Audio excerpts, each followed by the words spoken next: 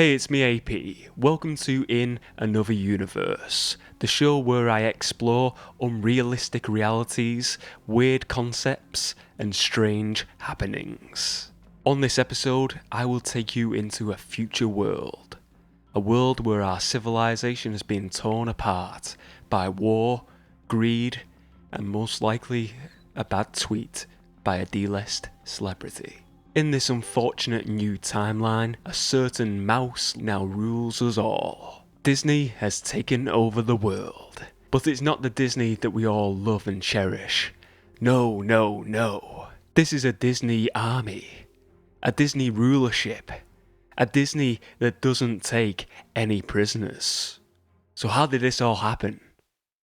Let's find out.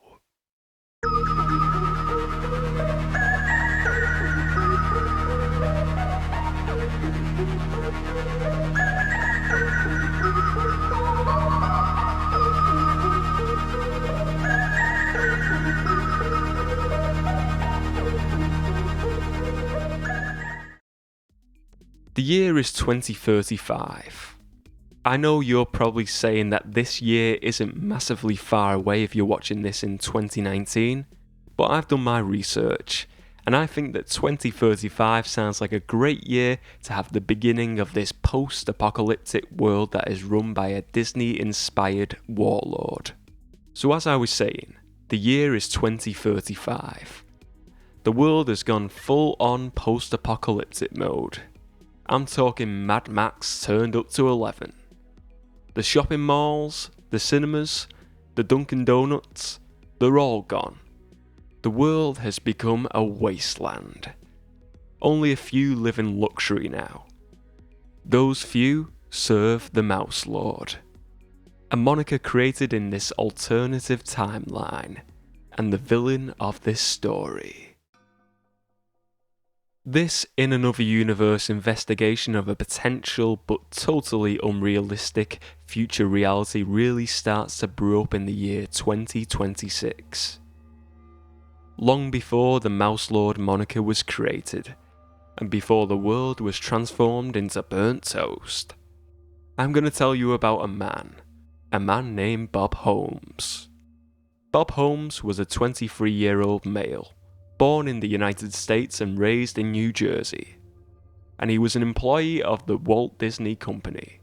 Bob's first role with Disney was when he was 19, as a cook's assistant. He later moved on to the job position of playing a Disney character for entertaining guests around the park in one of those scurry cartoon costumes. Well, I find them scurry. He was cast in the role of Goofy. Bob's day-to-day tasks included dressing up in a super hot suit, trying to entertain the guests, but most of the time he failed at that because he lacked the required charisma. And oh yes, he had to do the Goofy voice. What a joy. Bob despised playing Goofy. He always felt like he was playing second best. Deep down he wanted to wear the Mickey Mouse suit. But unfortunately, that role was given to another. It was given to a man called Dennis Michaels. Bob disliked Dennis, and the two of them never really seemed to see eye to eye. But soon they would need each other to survive. The date was July 19th, 2030. After several years of trying to rebuild the world after a global financial crisis, the world imploded suddenly when a group of so-called saviors of the crisis decided to send a bunch of stolen nuclear missiles to every country on the planet. That day was known as the Blast Day in Time, the end of the world for most. Disney World, Florida somehow miraculously survived the blast, out of only a few buildings around the world. And the only two men left in the resort were Bob and Dennis. The place was evacuated prior to the threats of the blast, and they only ended up staying in the resort because both of them got locked inside the costume changing rooms while the planet was being destroyed. From inside the changing rooms, they heard the blast erupt. Shortly after the blast, they managed to escape the changing room, but by this time, the world was on fire, But Disney World Florida was left untouched. Those lucky bastards. They checked the resort for survivors but found no one. Bob recommended that they lock the gates of the resort as a safety precaution. Dennis agreed. Over the next few days, they come to realise that the blast had destroyed the civilization they were once a part of. They come to an agreement with one another that they had to start again. They had to try and rebuild a new world from within the Florida resort. Dennis wanted to help any potential survivors of the blast, but Bob didn't really share the same good-natured attitude as Dennis. But eventually they both agreed that whatever decisions they would make, they would have to help the future of the human race. But at the same time, the survival of the two of them had to come first and foremost on the priority list. After a few weeks, Bob and Dennis came up with a plan of action for the new world they wanted to create. They decided that they would be best served to go under a moniker that would better represent them, and hopefully reflect their values. Kind of like Superman, and the way his values represent hope. A list of potential names were put down on paper. They come to the conclusion that all the previous leaders and employees of the Walt Disney Company had perished in the blast. So they decided that they would both equally run the Disney Florida base under their own ruling, deciding who would be able to join them in the safe place and who would not. After much deliberation, they chose to both equally rule under the name of the Mouse Lord. Dennis wanted the Mouse Lord name and moniker to represent hope for a new world and civilization. Bob reluctantly agreed, but only under the terms that they would both be referred to as the Mouse Lord. He no longer wanted to be the goofy of the duo. He wanted their past as Disney impersonators also to be kept a secret from any potential survivors. Dennis accepted these terms.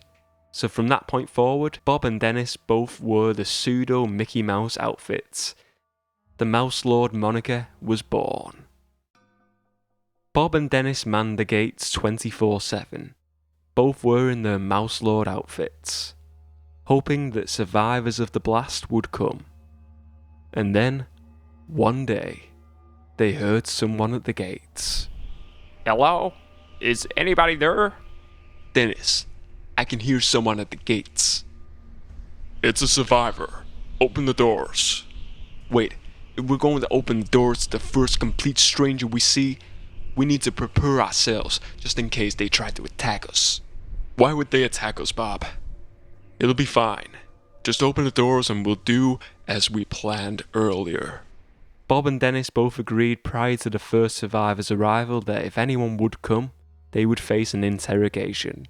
This was merely to grasp who they truly were as a person, and to find out what benefits they could offer to the Mouse Lord Empire. Welcome to the Mouse Lord Kingdom, stranger. I thought this place was called Disney World. Not anymore, stranger. We are the Mouse Lords, and this is our house now. You're the who? We are both the Mouse Lords. We rule this place, this safe haven. Come in, my friend. Come into the Mouse Lord Kingdom. Thank you. More survivors came, and the Mouse Lord Kingdom was filling up fast. Over the next few months, the Mouse Lord Empire began to grow. The Mouse Lords decided to expand the empire and open up several settlements around the Mouse Lord Kingdom. Across the land of the United States, the empire grew steadily. They would put survivors they had taken in and who they fully trusted with commanding duties in charge of these settlements. The empire was growing strong. Even with the obvious differences in personalities and beliefs between Bob and Dennis, they were ruling the Mouse Lord Empire together very well as a duo. But unfortunately, their partnership hit a roadblock when Dennis let slip Bob's past as a goofy impersonator and his as Mickey Mouse to a bunch of their soldiers. They all found it rather humorous. Bob later found out and was furious. He felt let down and enraged with the fact that the moniker they had built up of the Mouse Lord had now been tarnished by letting people know who they were before the blast.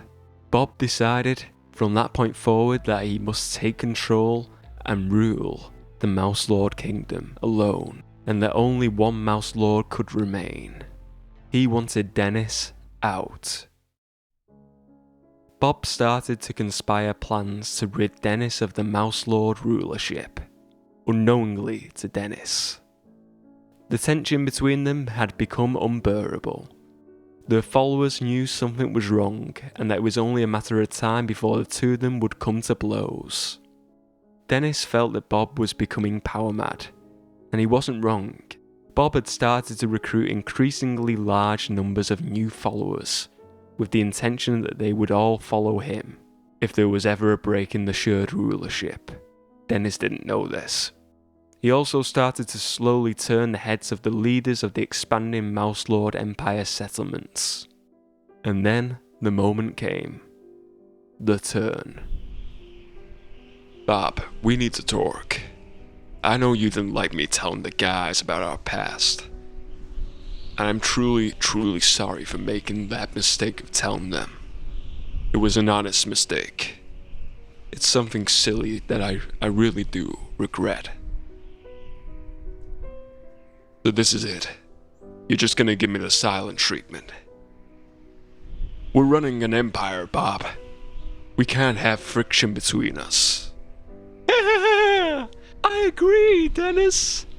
And so do all the soldiers. I want you to call me by my one true name. Call me the Mouse Lord. What?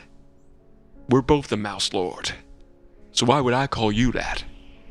Call me the Mouse Lord, Dennis. Or face the ultimate punishment. You need to cool down, Bob. No, I don't have to cool anything down. I am the one true Mouse Lord. The only one who can lead this army and this beautiful kingdom. Soldiers, capture Dennis.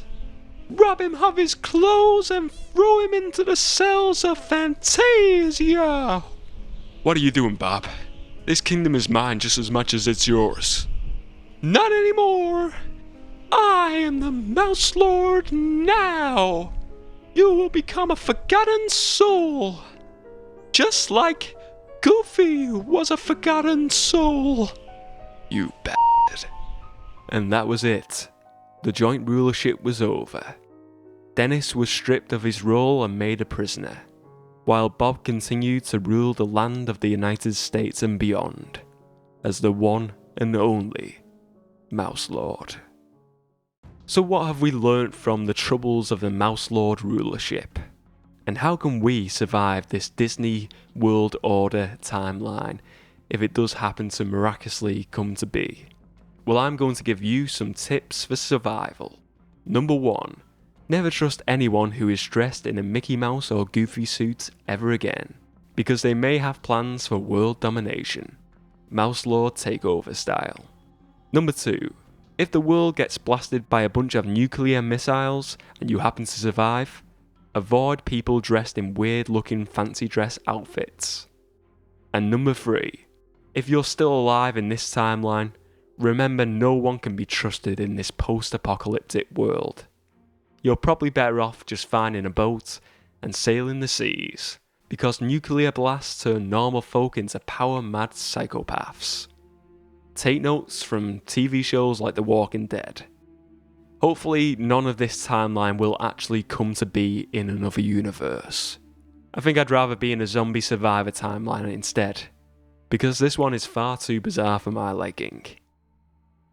So you've seen a potential future today, a future that may happen, but it most likely won't, but maybe it will. But just remember, anything can happen in another universe.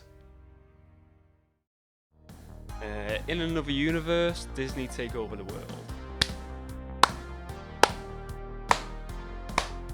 Action. This is a Disney army, a Disney rulership, a Disney that doesn't take any prisoners. So how did this all happen? Let's find out.